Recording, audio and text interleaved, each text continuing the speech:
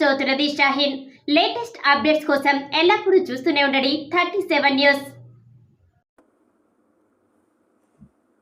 స్నేహమేరా జీవితానికి వెలుగునిచ్చే వెన్నెల, స్నేహమేరా బతుకు బాటలో నీడనిచ్చే మల్లెరానే పాట మనందరికీ ఇప్పటికీ ఎప్పటికీ గుర్తుండిపోయి ఉంటుంది.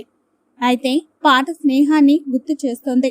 అయితే ఈ పాటకు ప్రత్యేక ఉదాహరణగా ఈ ముగ్గురు స్నేహితులు ఫుడ్ కోర్ట్ రన్ చేస్తూ విజయవంతమయ్యారు.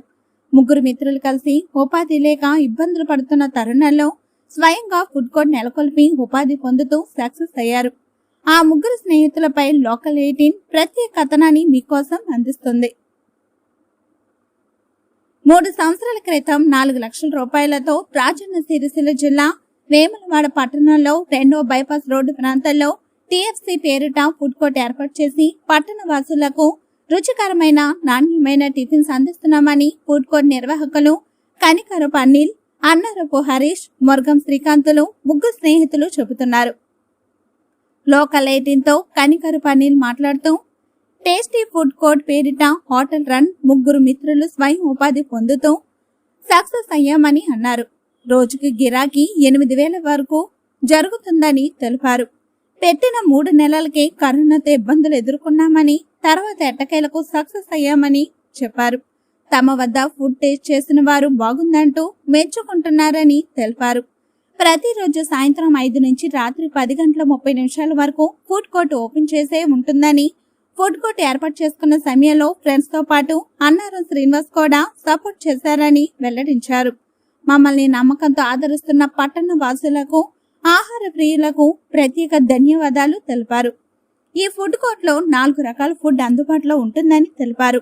ఇడ్లీ, దోశ, శాండ్విచ్, బోండా 35 రూపాయల చొప్పున తీసుకుంటున్నామని పేర్కొన్నారు. గతంలో 40 రకాల దోశల వెరైటీలను అందుబాటులో ఉంచాం.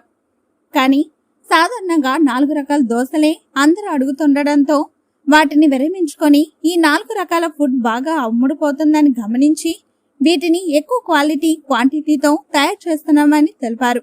డిగ్రీ వరకు పూర్తి చేశామని, ఇక్కడ ఉపాధి లేకపోవడంతో దుబాయ్ వెళ్లి ఉపాధి పొందామని యువకులు తెలిపారు. దుబాయ్లో సేవింగ్ చేసుకున్న డబ్బులతో ముగ్గురు మిత్రులం కలిసి 4 లక్షల రూపాయలతో ఫుడ్ కోర్ట్ ఏర్పాటు చేసుకుని పట్టణ వాసులకు, ఆహార ప్రియులకు నాణ్యమైన టిఫిన్ అందిస్తున్నామని తెలిపారు.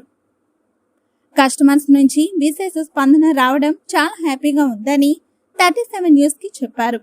ఇందులో వచ్చిన ప్రాఫిట్ తో బేకరీ పట్టణంలోని చెక్కపల్లి బస్టాండ్ వద్ద ఏర్పాటు చేశామని, టిఎఫ్సి హోటల్ ను ఈ నెల 11వ తేదీన పట్టణంలోని 2వ బైపాస్ ప్రాంతంలో గల దోబిఘాట్కు అతి సమీపంలో హోటల్ ఓపెన్ చేశామని తెలిపారు.